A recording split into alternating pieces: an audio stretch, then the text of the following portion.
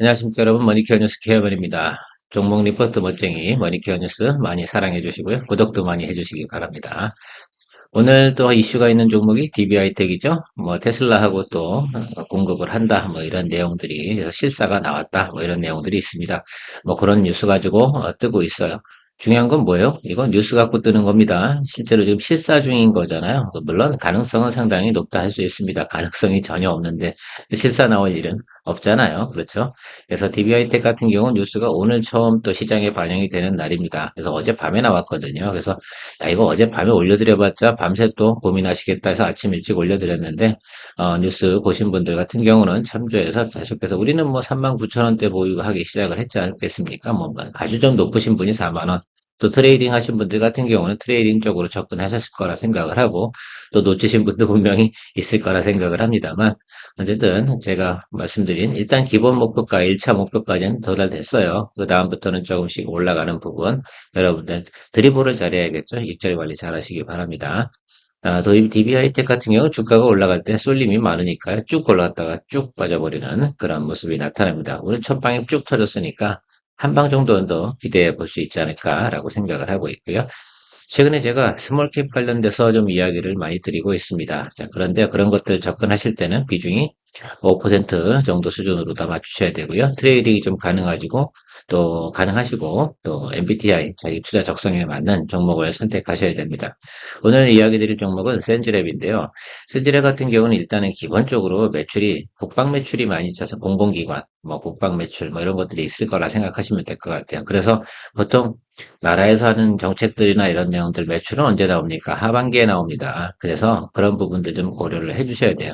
올해 1분기 실적은 그닥 좋지는 않겠죠. 그러니까. 그래서 그런 부분들. 그래서 마이크로소프트하고 연동해서 진행되는 내용이 있어서 연초에 주가가 쭉 올라왔었는데요. 보안 솔루션 관련된 것들은 그래서 이렇게 생각하시면 돼요. 항상 1월부터 한 여름 요 사이에 오는 동안은 어떤 이슈 있지 않습니까? 뭐 MOU 체결이라든지 무슨 또 새로운 또 뭐 큰 문제, 사회적 문제가 됐을 때 이럴 때 또 관심을 받기에 마련 아니겠습니까? 그래서 그런 특성을 좀 잘 파악해 놓으시고 접근해 나가는 것이 좋겠다. 그래도 센즈랩 같은 경우는 아시아에서 가장 큰 보안 솔루션 업체다라고 생각을 하시면서 가야 되는데 문제는 이 회사가 영업이익이 안 나와요. 아직까지는. 그래서 이 부분에 대해서 성장 산업이기 때문에 너무 PER로 계산하면 답도 없습니다. 그래서 그런 정성적인 내용들을 갖다가 우리가 표현할 수가 없어서 여러분들이 투자에 대한 감각적인 부분으로 접근해 나가시는 게 좋겠다. 동사의 사업 현황부터 체크해 보도록 하겠습니다. CTI, 사이버 스레드 인텔리전스, 뭐 사이버 위협 인텔리전스라고 생각하시면 좋을 것 같습니다.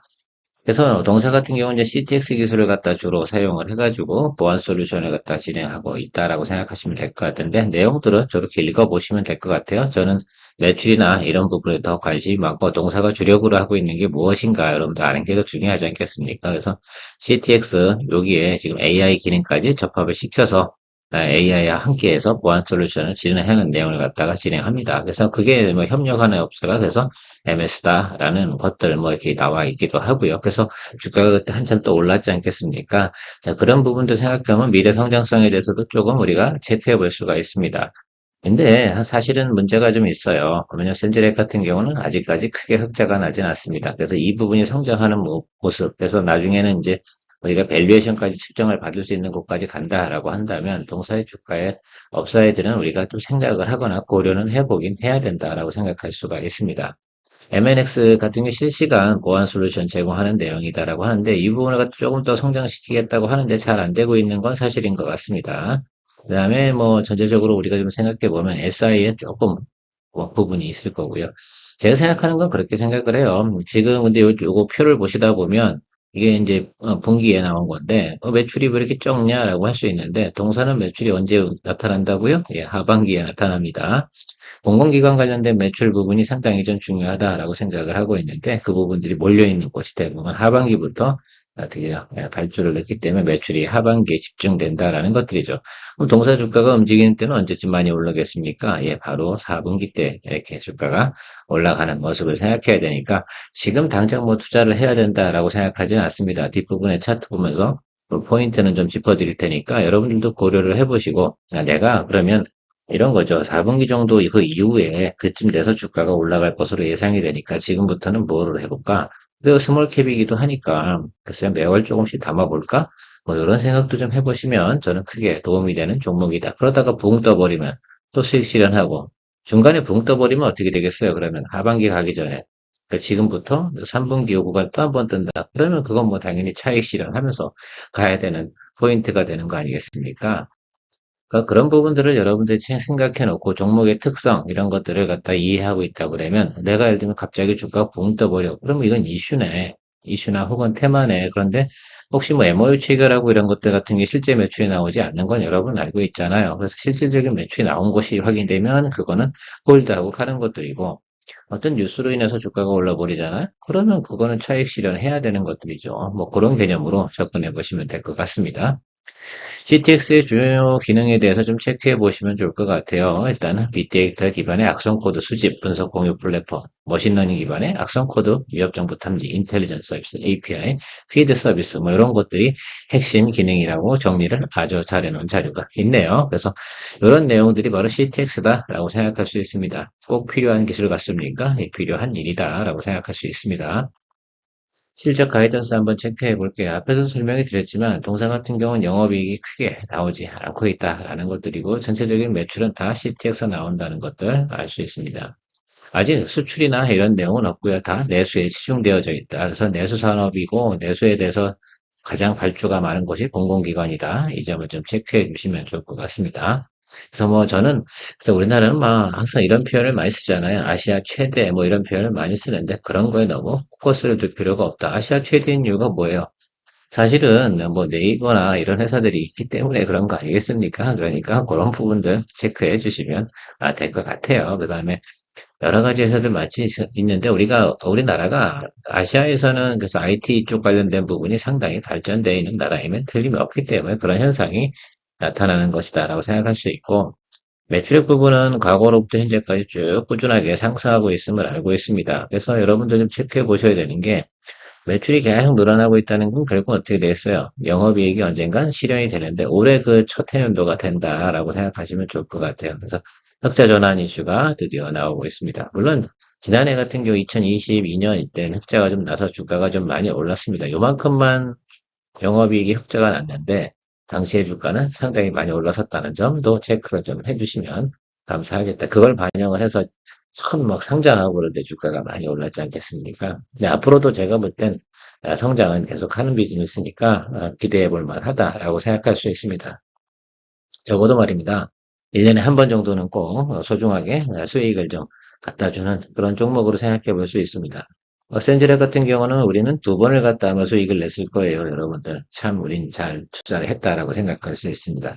1년에 이런 종목 갖고 아마 제 기억에는 12월하고 아마 2월쯤에 들어가서 좀 수익을 냈죠. 그래서 제가 이제 차트 보면 정확하게 기억이 날 텐데, 그런 것들 좀 생각해보고, 이제부터는 지금 투자하는 포인트는 뭐예요? 언제 보고 가야 되는 겁니까? 지금 투자를 갖다 바로 할 필요는 없어요. 아까도 말씀드렸지만, 나눠서 쭉 사시면 되다. 나중에 주가가 한번 빵 뛸 때, 우리가 또 수익 실현해 나가는 그런 개념으로 생각해 보시면 좋을 것 같아요. 블러블리하게 어떻게 돼요? 예, 성장 산업은 맞다. 최근에 주가 조정에 대해서 이유를 갖다 달고 토를 갖다 굳이 달아본다라고 생각하면 최근 주가 상승한 최근 마지막 구간이 MS 협력사 선정, MOU 체결 뭐 이런 내용들 가지고 주가가 한 번에 한 40% 이상 쭉 올라와 버렸습니다. 아주 기분 좋게 수익을 냈습니다. 이때 우리가 좀 재미가 있었습니다. 특히 이제 분노의 포도님 같은 경우는 수익을 많이 내셨던 걸로 알고 있습니다. 그런 거 참 잘 하시더라고요. 분노의 포도님도 은근히 보면 약간의 야수의 심장을 가진 부분들을 상당히 좋아하는 것 같아요. 사실 주식 투자하면서 약간 그런 포인트는 가지고 있어야 나름 짬짬이로 또 흥미가 좀 나죠. 자, 그 이후로 근데 임원들이 자사주 매도를 해서 약 72만 주입니다. 자, 그러다 보니까 이거 주가가 좀 하락을 하네요. 그래서 이 부분이 아마 주가 하락에 추가적인 하락 요소를 만들어냈다. 매도가가 한 11,000원대였어요. 그러니까 이게 지금 그 이후로다가 주가가 하락하는 이유, 공시가 나오고 한 달건이었거든요. 그래서 5월 29일 날 종료가 됐는데, 이제 이후부터는 어떻게 되겠어요? 특별한 내용들은 별로 없다. 그래서 이제 뭐만 기다리면 된다. 그래서 하반기에 국가 공공기관 매출만 기다리고 실적 개선되는 것만 보면 된다. 실제로 1분기, 2분기 가다가 별 볼 일 없어요. 2분기도 이번에도 아마 실적 발표 나오면 별 볼 일 없을 거란 말입니다. 여러분 잘 알고 계시겠죠? 그러면 그 부분만 체크를 좀 하고 계시다가 3분기, 4분기 가면서 있잖아요. 확 잡으셔야 된다는 거죠. 그래서 동사의 특징 같은 경우는 지금 아마 2분기 실적 발표 나올 때쯤 돼서가 주가가 가장 낮은 구간일 가능성이 저는 높다라고 생각을 하고 있습니다.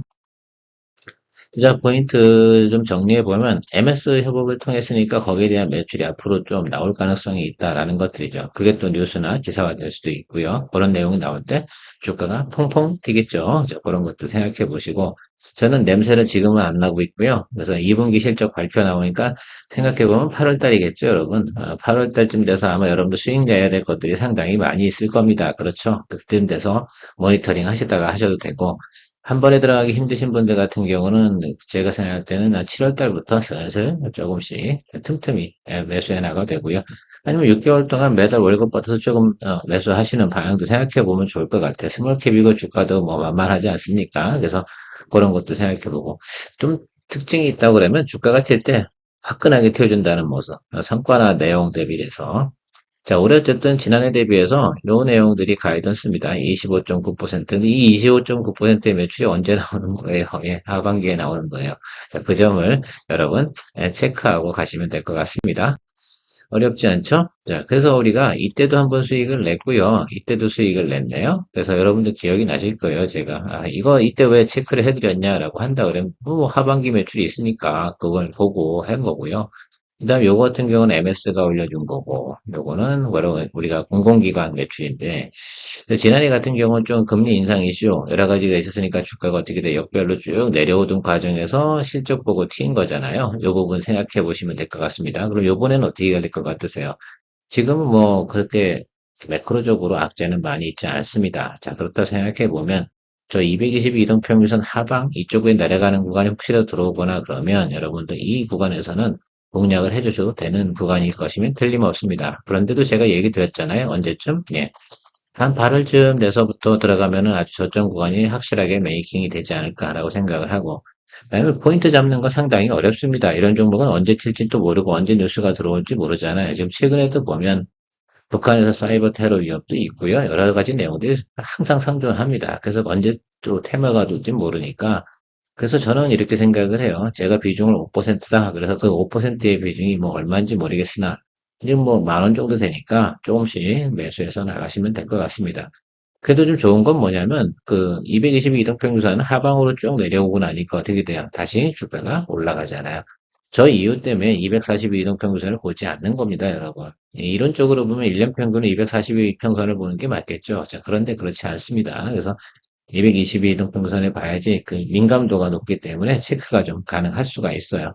근데 특성은 여러분 정리가 되셨습니까? 첫 번째 뭐라고 그랬습니까? 일단 MS 협력을 통해서 이슈화는 좀 됐고요. 동사의 매출은 CTX에서 대부분 나오는데 그 매출이 발생되는 구간이 뭐냐? 공공기관 매출에서 크게 발생이 되는데 올해 성장률은 25%다. YY 대비해서. 근데 매출의 집중화 현상은 언제 나타난다? 예, 4분기다라고 생각하시면 나는 언제쯤 이 종목을 공략해야 될까라는 것들. 그런데 차트로 보니까 222 동평선 아래쪽에서 매수해주면 괜찮겠다. 왜? 악재는 다 끝났으니까. 일단 임원들의 자사주 매도도 다 끝났어요. 72만 주 정도 됐습니다. 그래서 퍼센트는 넘지 않은데 그래도 그런 것들이 있다 그러면 추가적으로 하락을 하는 거죠. 바로 이 구간에서 매도하는 여기서부터 한 달 동안 매도한 거예요. 5월 29일까지. 그러니까 이 11,000원 구간에서 전체적으로 다 매도를 해버렸단 말입니다. 이 구간에서. 그러니까 주가 이 부분도 하락을 했다라고 생각할 수 있고 그 내용도 다 확인이 됐으니까 이제부터는 또 대량 매물 나올 만한 가능성은 별로 없다. 왜? 들고 계신 분들이 다 어디에서 들고 있습니까? 이 윗단에서 들고 계신 분들도 많잖아요. 단기 매물은.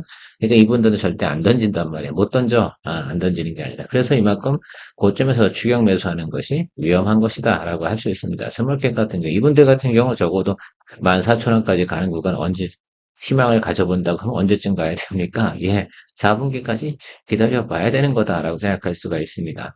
자, 우린 그럴 필요 없잖아요. 그래서 제가 항상 트레이딩 포인트 잡아드릴 때 그 부분에 대해 생각을 해주시면 좋을 것 같아요.